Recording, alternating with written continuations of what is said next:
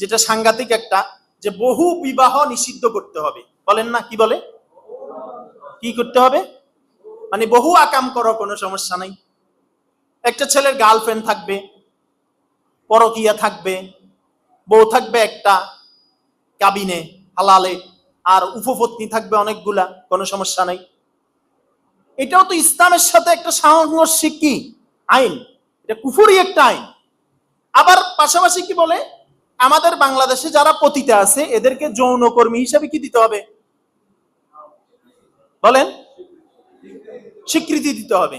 বাংলাদেশের একজন মহিলা প্রফেসর চমৎকার বলেছিলেন, যদি মেয়েদেরকে, পতিতাদেরকে যৌনকর্মী হিসেবে স্বীকৃতি দেওয়া হয়, তাহলে কলেজ ভার্সিটির মেয়েগুলা টিউশনি হিসেবে পতিতাবৃত্তি করবে, ঘন্টা হিসেবে।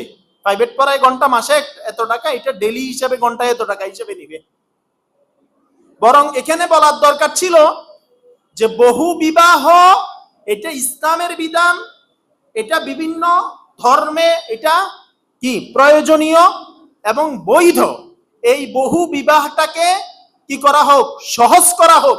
সাথে সাথে পতিতালয়ে যে সমস্ত বাংলাদেশে নাম করা, রেজিস্ট্রি করা, সরকারিভাবে কি কাগজে কলমে আছে, এই সমস্ত পতিতা নারীগুলা, কেউ ব্ল্যাকমেলের শিকার হয়েছে, কেউ ধোকার শিকার হয়েছে, কেউ কাইনা বিক্রি করে দিছে, তার জীবন যৌবন সেখানে শেষ হয়ে যাচ্ছে।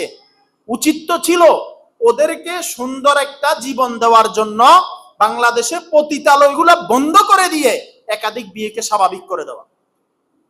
কথা বুঝেন নাই? দরকার ছিল কোনটা বলেন?